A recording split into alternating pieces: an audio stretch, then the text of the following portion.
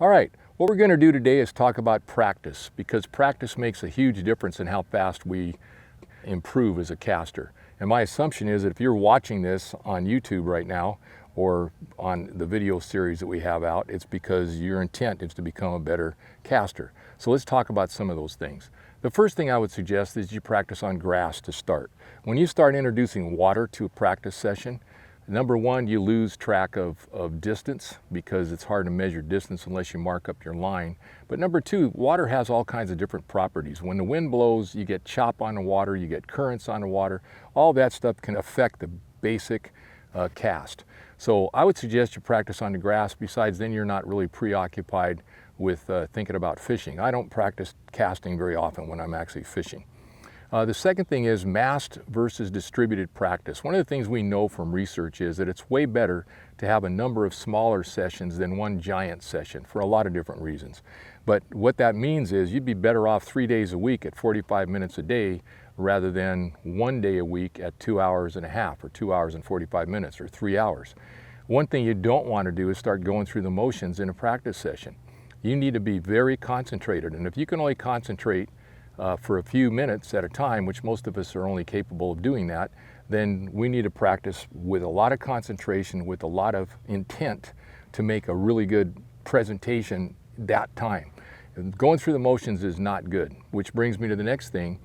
Don't practice failure. Let's say you're practicing distance and you want to get to 70 feet and you're now casting 55 feet.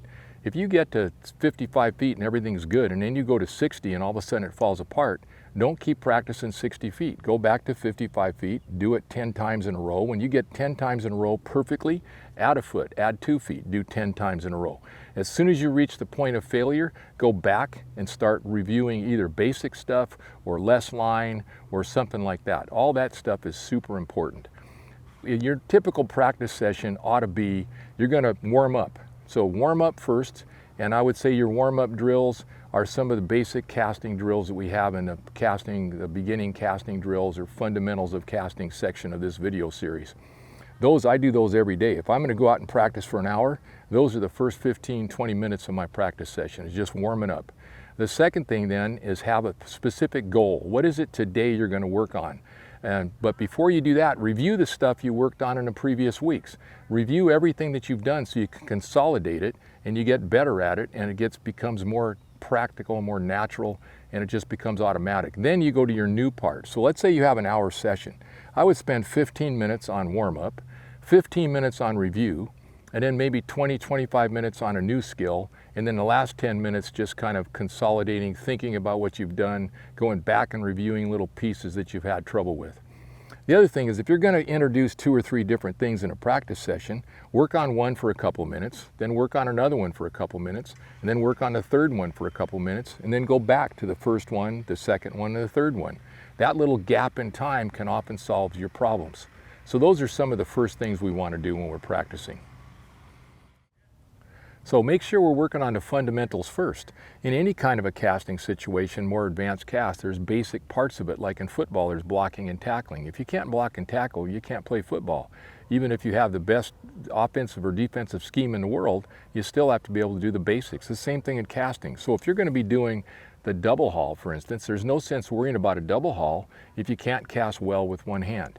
So there's no sense trying to learn more advanced things until you have a foundation to build them on. So these aren't really beginning skills, they're foundational skills that even a lot of advanced casters could spend some time on.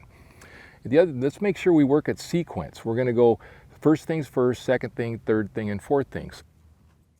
Let's use the curve cast, one of the more difficult casts, as an example for illustrating sequential learning.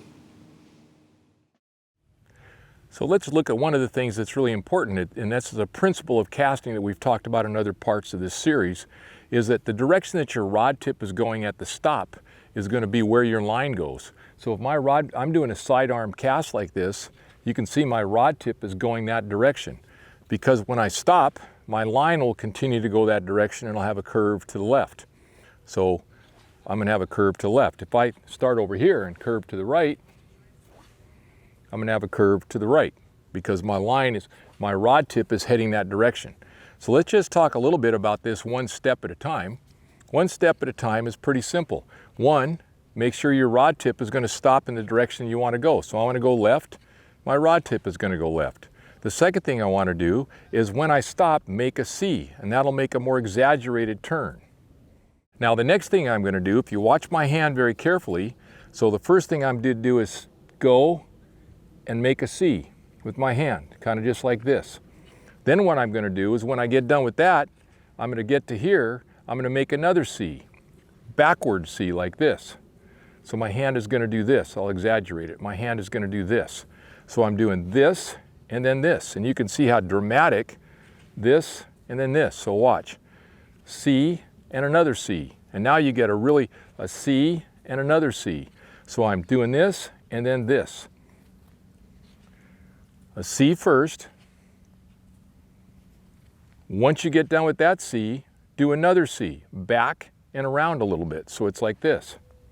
And now you get this really exaggerated, there we go.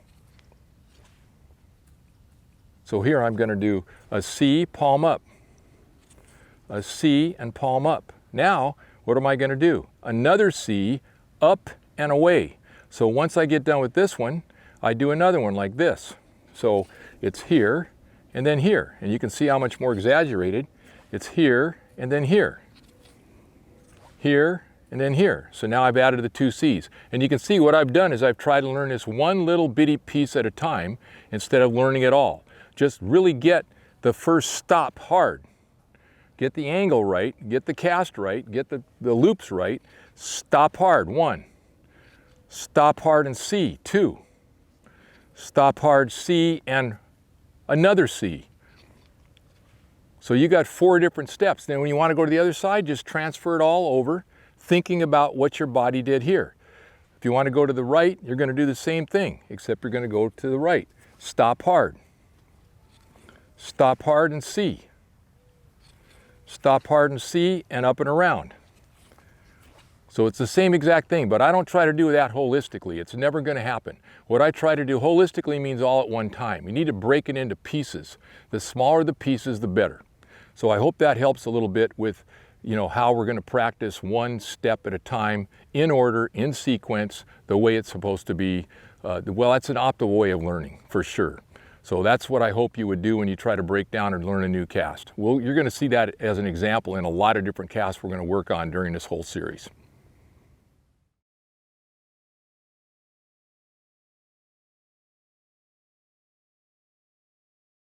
This is pantomiming. Do it with just the butt of a rod to start with, and then work your way to an entire rod, because it's going to start feeling better. Don't try to do this with a line in your hand.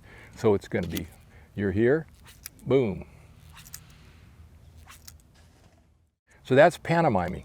I start with nothing but a rod and a rod butt. I don't worry about doing it with a line or with 60 feet of line or whatever. I start simple. The other thing I do a lot of is blindfolded. I close my eyes. I want to feel it. The hardest thing in fly fishing is learning how to feel acceleration and motion. You can see if your casting arc is too big or too small. You can see if your line's it's straightened out or not. A lot of stuff you can see in casting. You can see if you have slack, but you can't see acceleration. You can't see the amount of force you have and the smoothness that is required in most casts. So my next thing would be, I would close my eyes and I would do it like this.